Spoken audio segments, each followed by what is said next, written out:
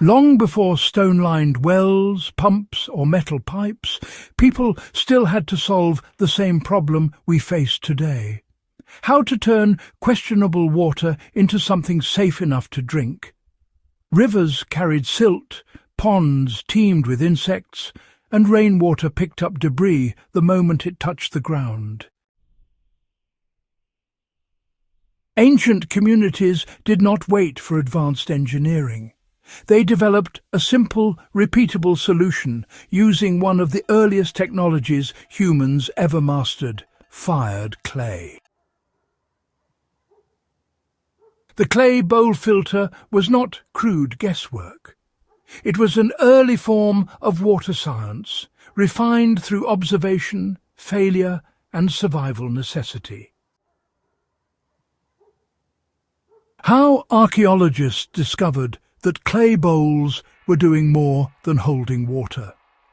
Excavations across Mesopotamia, the Indus Valley, ancient Egypt and parts of early China uncovered porous clay vessels with unusual wear patterns. These bowls were often placed inside larger jars or set on stands, sometimes with residue trapped in their walls. When researchers tested replicas, they noticed something important. Water seeped slowly through the clay, leaving sediment behind. What looked like an ordinary bowl was actually a filtration device, quietly improving water quality centuries before written sanitation theory. Why porous clay works as a natural filter? Low-fired clay contains microscopic pores formed when organic material burns away during firing. Water can pass through these pores, but larger particles cannot. Silt, plant matter, insect larvae, and many pathogens are physically blocked. Even more interesting is what happens chemically.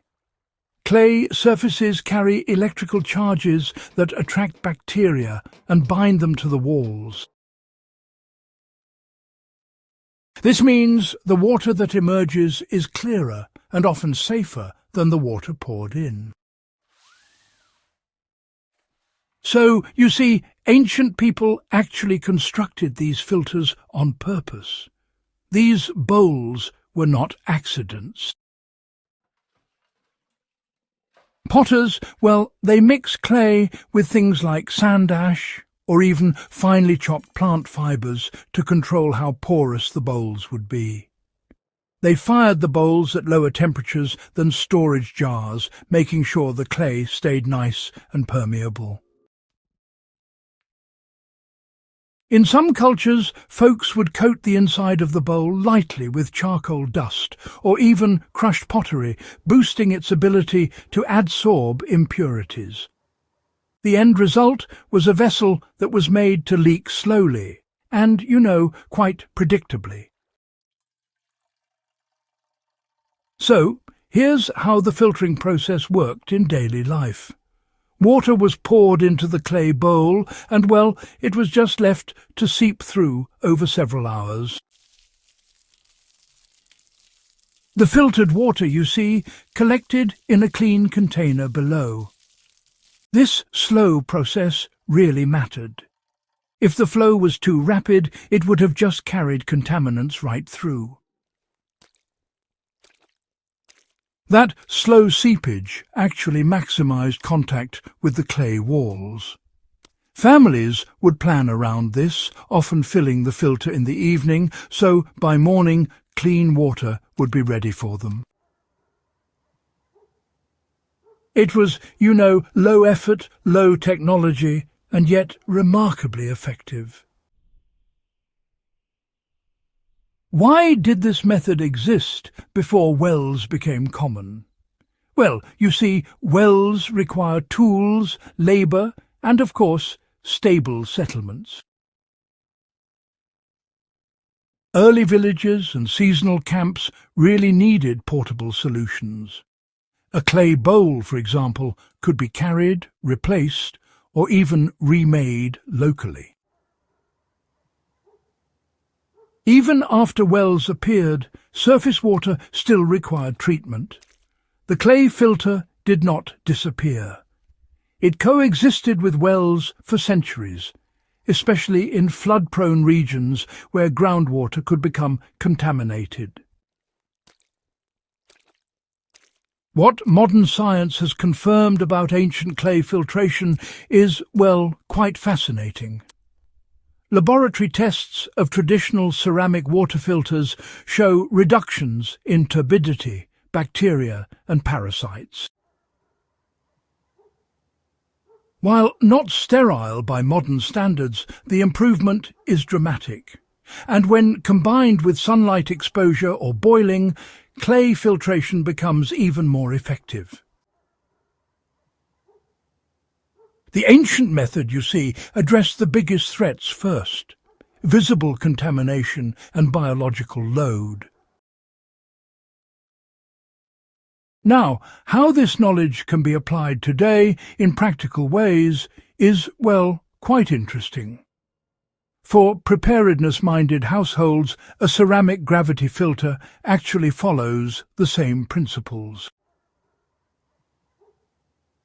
Unglazed terracotta pots, when nested together, can filter rainwater or river water in emergencies.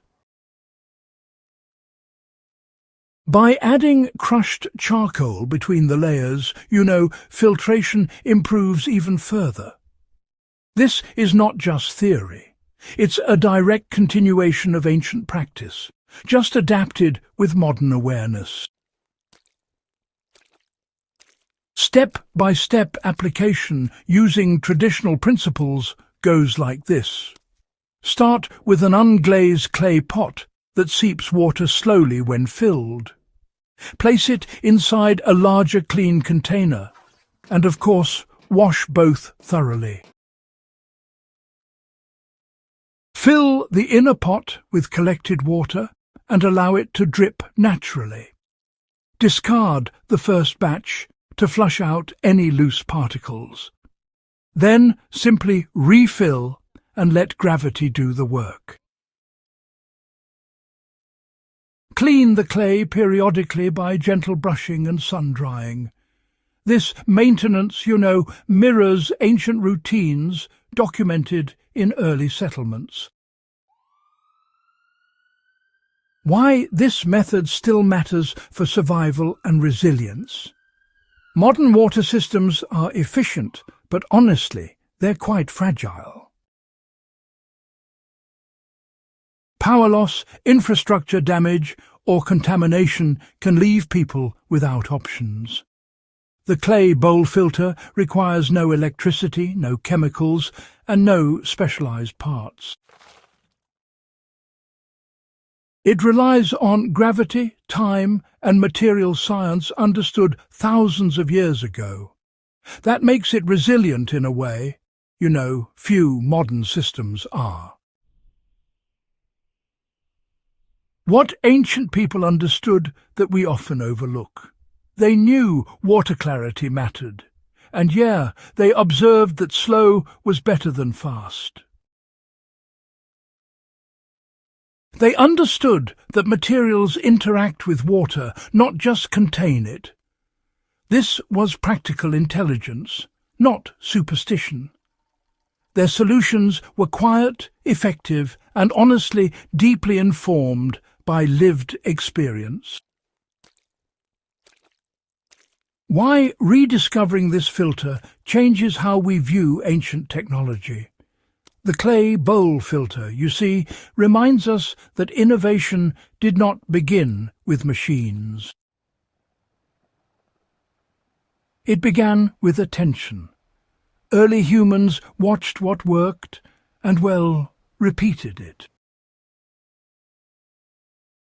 In doing so, they built systems that sustained communities for generations. If you value forgotten wisdom that still solves real problems today, subscribe to Backyard Wisdom.